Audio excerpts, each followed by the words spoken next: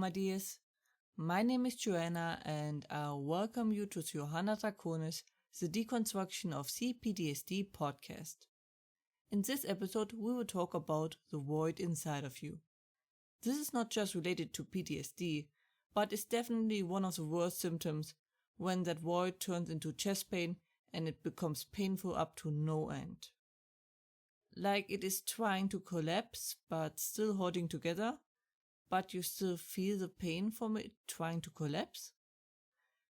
It is what many drives to do a lot of things to fill it, but don't know how. So let us talk about it. I thought about it for a long time if I want to do this topic now, because actually it is one of those things you do in the later phase of healing. Because the trauma lives in the void and increases the size. It is sort of the home of the trauma. So I thought it is better to tackle first the trauma and then the void. But recently it became obvious that this is a point of great suffering and confusion for many. Additionally, you can already work towards reducing the symptoms, which is kind of important, as it takes a very long time to fill the void. It is not especially hard, but a million small bites. So let us go at it. Even non-traumatized know the void, the empty feeling inside you. Many believe you can fill it with a partner, or several partners, but that only distracts or dulls the feeling, but it is still there. Additionally, it makes us cling and clutch to the other person, as we believe we are lost without them. The surest way to lose someone sooner or later. The answer is once again short and very boring. So, let us first talk about what the void is, and then how we can fill it. I am not 100% sure what the void is, as in the correct terms. But if the soul were a house, the void would be a huge water damage. That basically destroyed everything. Well, depending on which stage you are on. From it just makes a wonderful hole from top to bottom, up to only remnants are left on the walls where the stairs and walls were. So water damage ranging from happened during our trip, up to the zombie apocalypse. The greater the damage, the greater the pain, obviously. But how did a part of your soul just rot away? Well, it happens every time you are not allowed to be yourself. Simplified, of course. That means not allowed to like something or someone, or have to like something or someone, or being shamed for who you are. We must respect other people's life, but we also must respect our own. Or if something that was a part of you gets destroyed. Your bleeding heart, so to speak, causes the void. Another person cannot fill this void. Only we can. As no one can really change anything in us, except us. So you could say that the void is our heart yearning to love more and having lost too much. And we of course neglected to fill it up again. Which then of course leads us to rushing to fill it with all sorts of stuff.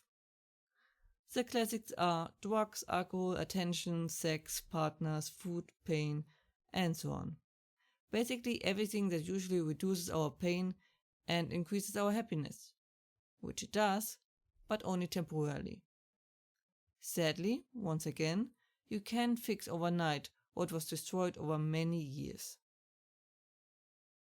So, with what can we fill the void? The answer, simple and easy, ourselves. Or to be more precise, with more things we love. That is why buying things, loving someone and so on seems to help at first. But they don't really fill it. See the void as an empty jar that you fill with different things. Sand, small purse, marbles, and so much more. Depending your love to something, it is either tiny or big. But such a love only grows with time, and you can't just fill it with big marbles. You need a good mix. There's a movie who addresses this, called Runaway Bride. I'm not kidding. So, spoilers regarding the ending. The guy finds out that she ran away each time because every time she fell in love, she began copying her partner and denying her own self, symbolized by how she said she liked her ex, exactly like her partners. So that culminates in her being surrounded by circa 30 ex, each made in a different way, so she can figure out how she likes her ex. And you have to do the same thing. So I recommend a more effective method. Find out how you like and not like your ex, colors, clothes, shape of glasses, humor, fonts, nuts, political opinions, animals, games, movies, cuisine, dishes of any sort, and so on and so forth. Everything. Not just that you like it, but why you like it. I like blue because it comforts me. For example, you lost yourself, or at least a part of yourself. It needs rebuilding. And all those little things rebuild who you are. Of course, your passions are the things that shape you the most, but often they grow from exploring and finding new things. We are the sum of so many, many things. It is worth spending the time to find them. I can finally say that I'm almost healthy again. This took way too long. As usual, I hope you are all doing well.